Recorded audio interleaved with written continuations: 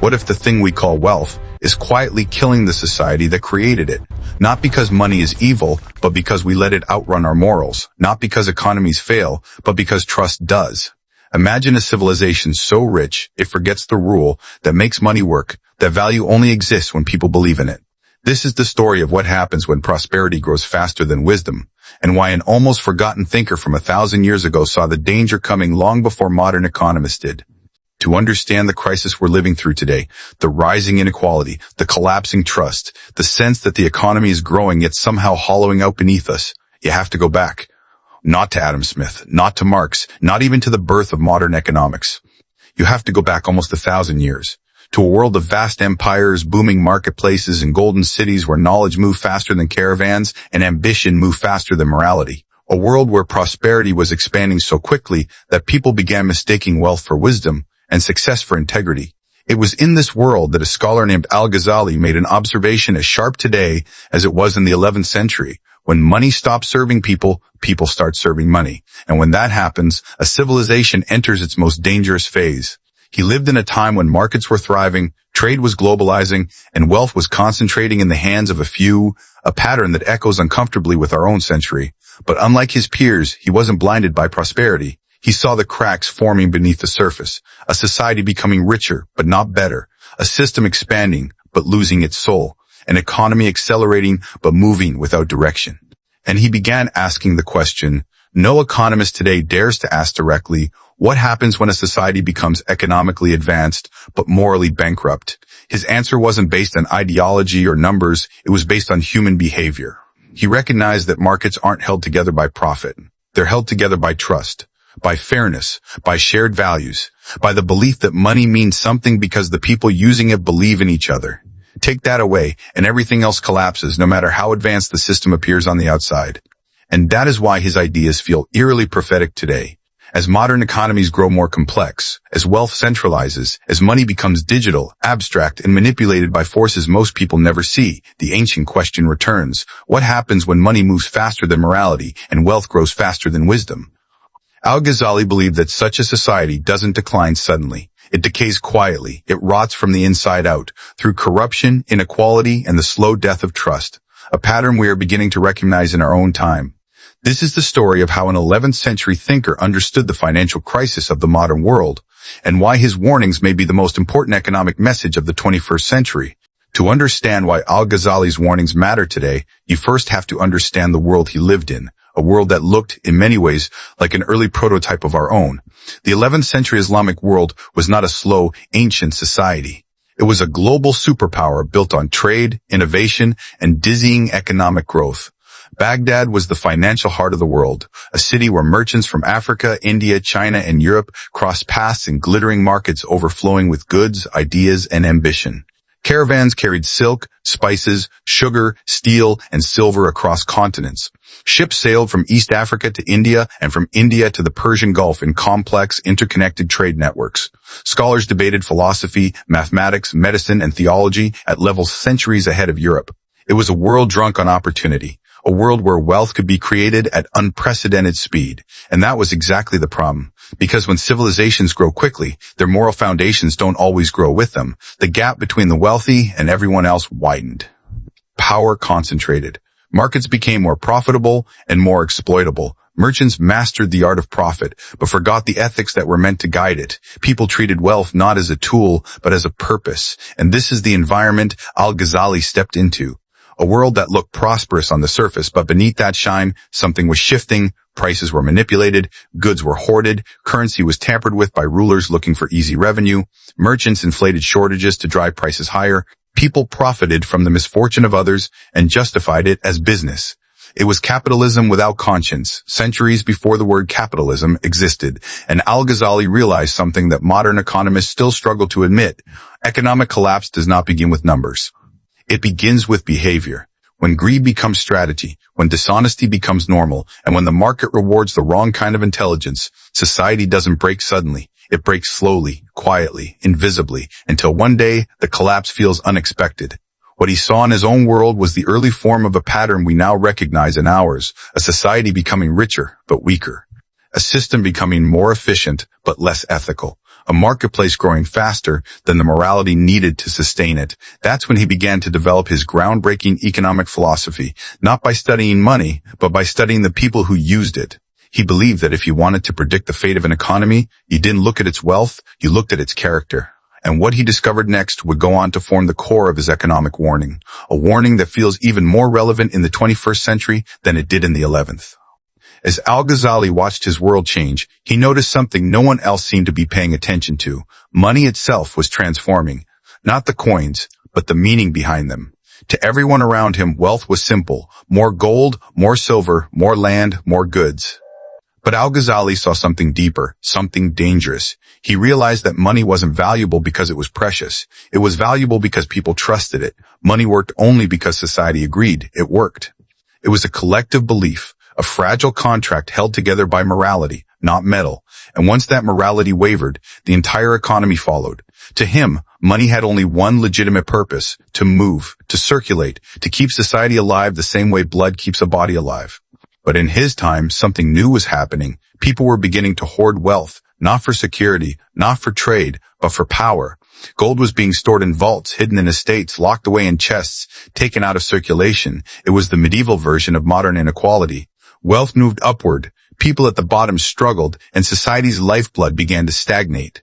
Al-Ghazali compared hoarded wealth to blocked arteries. The body still looks alive, but death is quietly spreading inside. But hoarding wasn't the only problem. There was a second, deadlier force: manipulation. Rulers, pressured by war or debt, began diluting gold and silver coins with cheaper metals to stretch the money supply. It looked harmless, a small reduction in purity here, a minor change there. But to Al-Ghazali, this was catastrophic. Because when leaders manipulate currency, they are manipulating trust. People lose faith in the value of their money, markets destabilize, trade collapses, the poor suffer first, and the entire society suffers next. Centuries before modern inflation theory, he predicted exactly how financial corruption destroys civilizations, and he went further. He warned that when money loses its integrity, people lose theirs too. Dishonesty at the top creates dishonesty below. If rulers cheat the currency, merchants cheat customers, traders cheat suppliers, workers cheat employers, everyone justifies their actions by pointing upward. It becomes a race, not to produce, but to exploit. A society where mass profit outweighs purpose, mass greed outweighs fairness. Manipulation outweighs contribution.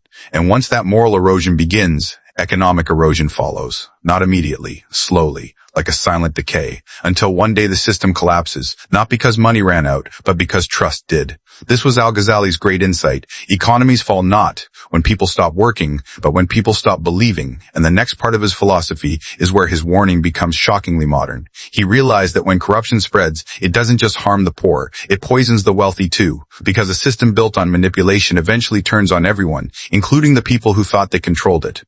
Al-Ghazali understood something most economists still hesitate to say: corruption isn't an event. It's a chain reaction. It never stays at the top. It never stays small. It spreads quietly, predictably, and with devastating precision. And when he looked at the society around him, he saw that corruption had stopped being an exception and was becoming the culture.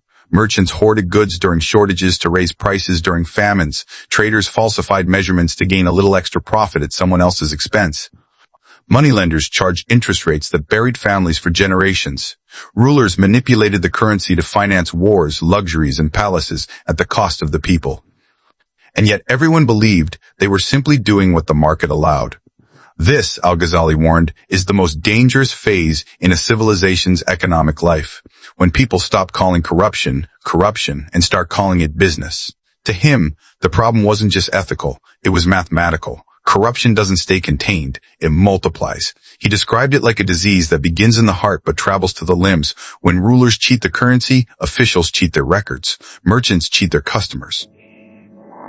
Workers cheat their jobs. Citizens cheat their obligations. Each level justifies itself by pointing to the level above. And soon, you have a society where no one trusts anyone else. Contracts weaken. Markets destabilize. People expect dishonesty as normal. Fairness disappears. Cooperation dies. Economies don't collapse because of corruption alone. They collapse because corruption destroys the trust that economies run on. Al-Ghazali saw this clearly. A marketplace is not held together by coins or goods, but by the invisible belief that everyone is playing the same game.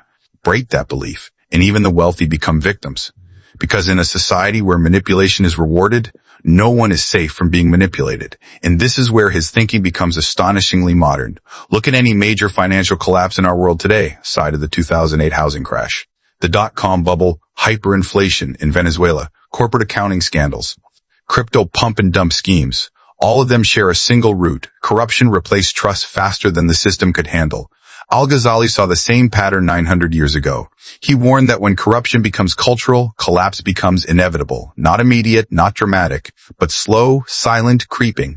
Like a building that looks stable on the outside but is rotting from within. And he identified the moment collapse begins, when success stops coming from contribution and starts coming from exploitation.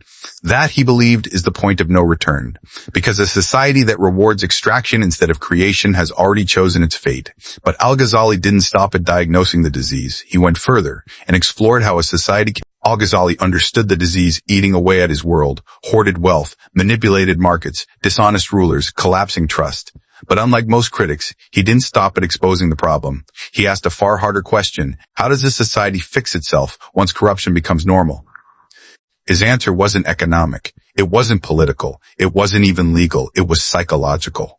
Because he realized something profound. You cannot repair an economy until you repair the people who run it. Laws matter. Policies matter. Markets matter. But none of them work if the individuals within them choose corruption over honesty. And so he began rebuilding economics from the inside out. Instead of asking, what makes markets efficient, he asked, what makes people trustworthy? To him, economic stability didn't begin in the marketplace. It began in the mind and the heart. He believed a society survives only when four moral foundations stay intact. Stay intact. One. Fair dealing. Fair dealing. People must treat wealth as a tool, not a weapon. Trade must benefit both sides, not just the stronger one. 2. Transparency. Money must be honest. Weights must be accurate. Currency must be protected from manipulation. 3. Responsibility. If people know their actions harm others, they must restrain themselves, even when the system doesn't force them to. Moral ecosystem depends on systems. Check resistance. And the integrity systems, their moral ecosystem depends on systems to stop to 40 weakens. People stop protecting depends on the intitious stop protect or stop. Poor stop believe stop or stop believe for stop. And everyone starts working only for themselves. Per stop creates cooperation and hers where's much creation and cooperations dissolve. Through weakens camaraderie is the trust creations tribe is that scratchins inequity and everyone's trigens scratch for trigens scratch. Or is the trigens Scratcher is not inequity. Ratchen's Scratcher is not a sign of health. Integrity is aside just out matchins Crigen Scratcher. Al-Ghazali lived almost 1,000 years ago, yet his warnings read like a diagnosis of our world today. Because the patterns he described, patterns of corruption, inequality, currency manipulation, and moral decay, didn't vanish with empires or centuries. They simply changed shape. Today, we don't dilute gold coins with cheaper metals. But we do manipulate currencies through unchecked money printing, shadow banking, speculative bubbles, and inflationary policies that quietly erode purchasing power. Today, we don't hoard gold in palaces, but trillions sit locked in offshore accounts, stock buybacks, and financial instruments that create wealth without ever circulating it through the real economy. Today, merchants don't falsify weights, but corporations manipulate prices through algorithms, market dominance, and artificial scarcity. Today, corruption doesn't wear the robe of a medieval official. It wears the suit of lobbyists, corporate executives, and policymakers who rewrite laws in favor of the few while millions struggle beneath them.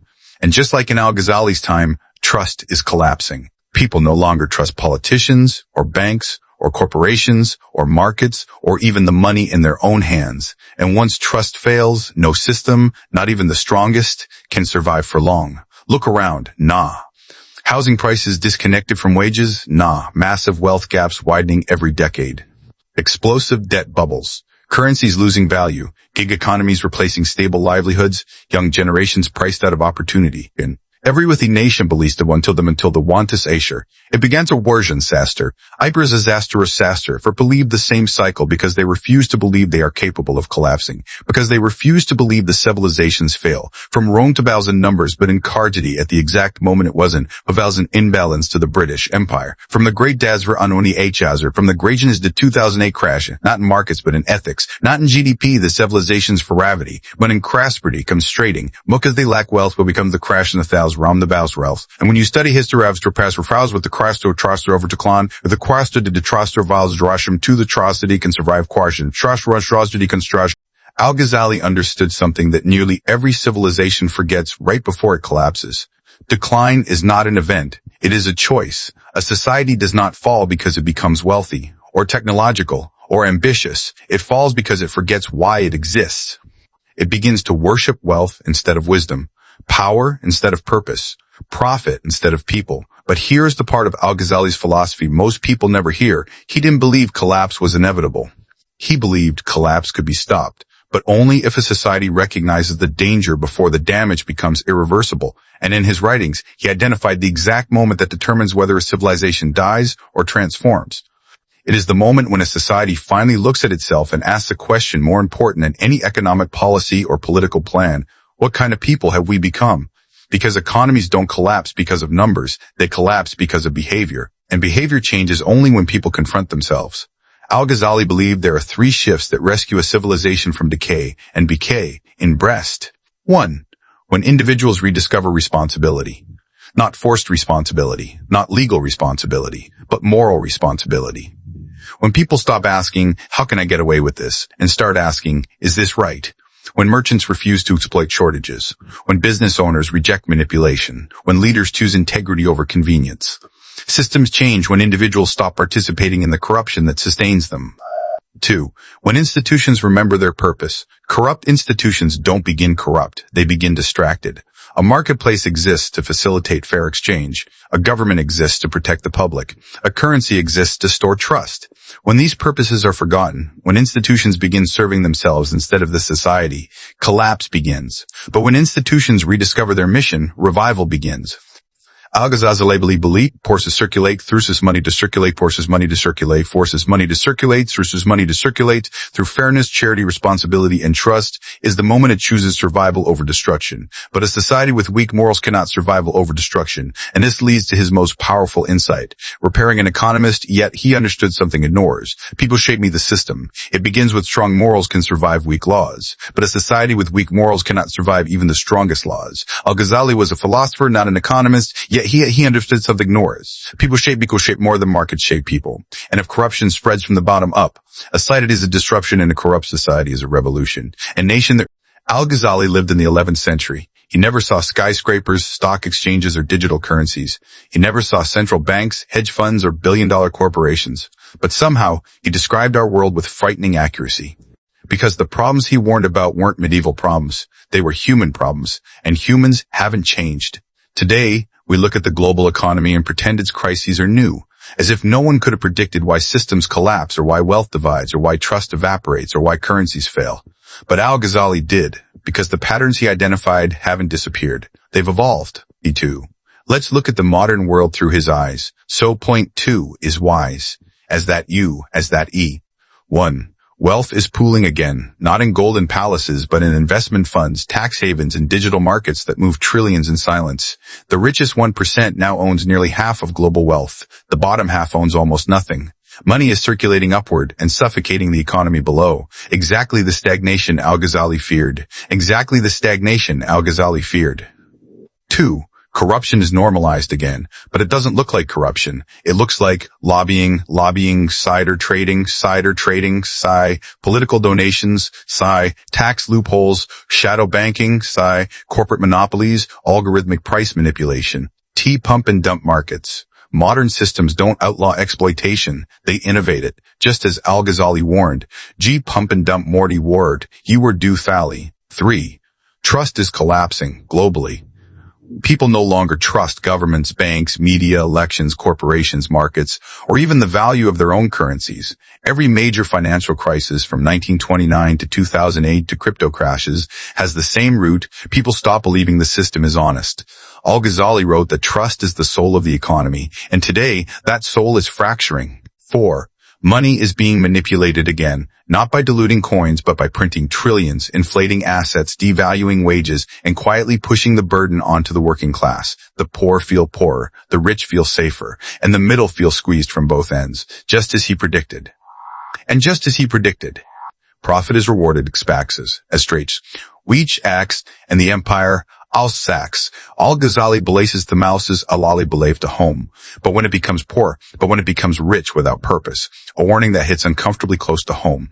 Warning that hits uncomfortably close to home. Warning that hits uncomfortably close to home. Raw confusion. They are some most important realizations. The 21st century is not inventing new problems. It is reliving old ones. Rising inequality, declining trust, economic fear, currency instability, social fragmentation, moral confusion. They are symptoms of a timeless one. The same crisis that tore apart the civilizations of the past. The same crisis Al-Ghazali devoted his life to warning against. The same crisis we now face now. So after all the warnings, after all the patterns, after 1,000 years of watching civilizations rise, shine, and quietly crumble under the weight of their own success, what was Al-Ghazali really trying to tell us? Not that wealth is dangerous, not that prosperity is immoral, not that markets are evil, but something far more unsettling. A society does not collapse when it becomes poor. It collapses when it becomes dishonest, when people stop believing their leaders, when citizens stop trusting their money, when institutions stop serving the public.